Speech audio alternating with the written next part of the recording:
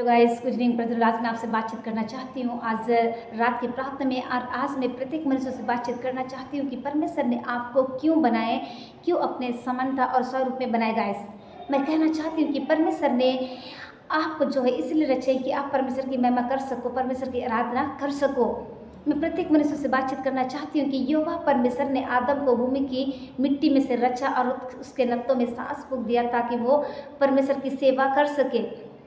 और उसने जो है उसके नत्थों में सांस फूंक दिया और उसके बाद जो है आदम जीवित प्राणी बन गया और परमेश्वर अपना जीवन जो है मनुष्य को दिए ताकि आप परमेश्वर की सेवा कर सको। इस तरह से मनुष्य जो है जीवित प्राणी बन गया और परमेश्वर के साथ में मनुष्य का संबंध जो है टूट तो गया, फिर भी परमेश्वर जो है उनके साथ संबंध को रखते हैं। गाइस, आज रात की प्रार्थना में अक्सर करना चाहती हूँ। आज का जो सब्जेक्ट है, परमेश्वर ने अपना जीवन मनुष्य को दिए, इस तरह से मनुष्य जो है जीवित बना। गाइस, परमेश्वर ने अपना जीवन को दिए तभी जो है आप और मैं इस दुनिया में जीवित है और हम सब जीवित है। गाइस, यहाँ पर हम देखते हैं कि इस खाली हृदय को भरने के लिए जो है मनुष्य अनेक पाप में विधियों का सहारा लेते हैं। हम देखते हैं कि सुलेमान के जीवन में सुलेमान के समान एक के बाद दूसरी बातों में मनुष्य जो है शांति ढूंढता फिरता है। लेकिन आज रात की प्रार्थना में आपसे करना चाहती हूँ, यदि आप विश्वासी बेटी बेटा है और परमेश्वर के साथ में चलते हैं तो परमेश्वर जिससे ही जो है अपनी शांति से आपको भरेंगे।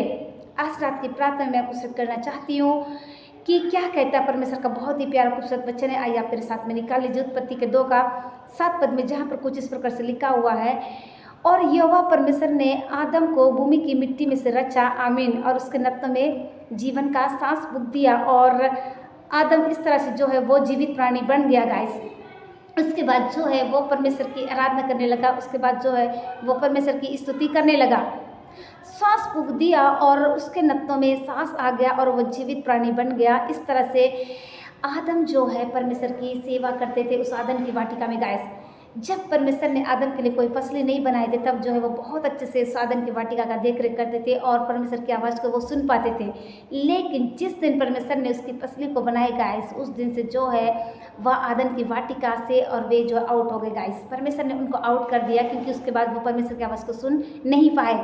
आप परमेश्वर की आवाज़ को कब सुन नहीं पाते हैं? जब आप संसार में चले जाते हैं, जब आप गलत संगति में चले जाते हैं, तब आप परमेश्वर की आवाज़ को नहीं सुनते। जब आदम की वाटिका में आकर परमेश्वर आदम को पुकारते हैं कि ए आदम तू कहाँ है, तो वो कहता है कि मैं पेड़ के पीछे हूँ। किसने तुम्हें बता दिया कि तुम नंगे हो और पेड़ के पीछे हो? तो उसने कहता है कि जिस स्त्री को तूने मेरे लिए दिया है उसने उस फल को खाने के लिए दिया। तो मैं कहना चाहती हूँ कि जब आप परमेश्वर से दूर हो जाते हैं तो आप परमेश्वर की आवाज़ को सुन नहीं सकते, परमेश्वर को सुन नहीं सकते और परमेश्वर की आवाज़ को सुन भी नहीं सकते और अच्छी चीज़ों को देख भी नहीं सकते। गाइस, यहाँ पर मैं बता दूँ, यहोवा परमेश्वर ने आदम को भूमि की मिट्टी में से रचा और उसके नत्थों में जीवन का सांस फूंक दिया और आदम जीवित प्राणी बन गया, आमीन। गाइस, ठीक वैसे ही आज की रात की प्रार्थना में आपसे करना चाहती हूँ, यदि कोई भी बेटी बेटा आप बहुत ज़्यादा निराश है, बहुत ज़्यादा परेशान है, डिप्रेशन से होकर आप गुजर रहे हैं, मैं कहना चाहती हूँ आप लाखों बार प्रार्थना कर रहे हैं तो भी आपके साथ कुछ ठीक नहीं हो रहा है। आप कई बार एग्जाम देते हैं, एग्जाम में असफलता,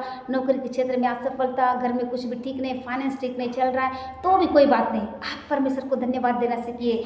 या कोई बहुत ज़्यादा निराशान में रहते हैं कि किसने किसके साथ क्या बुरा बर्ताव किया और किसने किसके साथ क्या धोखा दिया, इस सब बातों में आप रहते हैं। आपको हर प्रतिदिन जो है नया होते जाने की ज़रूरत है। आपको प्रतिदिन परमेश्वर के साथ में एक मजबूती का संबंध को रखने की ज़रूरत है, एक मजबूती का जीवन को जीते रहने की ज़रूरत है। गाइस, सो गाइस, मैं कहना चाहती हूँ जितने लोग इस वचन को सुन रहे हैं इस समय, देश विदेश दुनिया के छोर से जितने लोग मुझको देख रहे हैं, मैं कहना चाहती हूँ आप आशीष से तो रहे हैं। मैं आप लोगों के लिए कहना चाहती हूँ गाइस, आप लोगों के लिए गुड न्यूज़ है। मैंने जो है सबसे पहले सेवकाई जो है फेसबुक से शुरू की थी। परमेश्वर ने मुझसे जो है फेसबुक से सेवा करने को कहा था गाइस, और उसके बाद जो है मैंने फेसबुक में स्टार्ट किया गाइस। और फेसबुक नॉर्मल मैसेंजर के द्वारा, वॉइस रिकॉर्डर के द्वारा, GML के द्वारा जितने लोग सुबह शाम की प्रार्थना का अटेंड करते, मैं आप लोगों को कहना चाहती हूँ आप लोगों के लिए गुड न्यूज़ है गाइस। मैंने जो यूट्यूब चैनल खोल लिया है, आप उसमें भी जाकर सुबह शाम की प्रार्थना का लाभ उठा सकते हैं। यदि आपने अभी तक उस चैनल को सब्सक्राइब नहीं किया तो आप उससे भी कर सकते हैं। और एक और गुड न्यूज़ है गाइस, मैंने जो टेलीग्राम भी ओपन किया है, आप टेलीग्राम में भी जाकर जो है प्रार्थनाओं का लाभ उठा सकते हैं। सो गाइस, मैं कहना चाहती हूँ यदि आपने अभी तक यीशु मसीह को उद्धारकर्ता के रूप में ग्रहण नहीं किया है, अपने पापों से मन को नहीं फिराया, तो आप फिर से परमेश्वर के पास में आए और अपने जीवन को एक जीवित बलिदान के रूप में चढ़ाए। सो गाइस, ऐसे प्रेयर करना चाहती हूँ।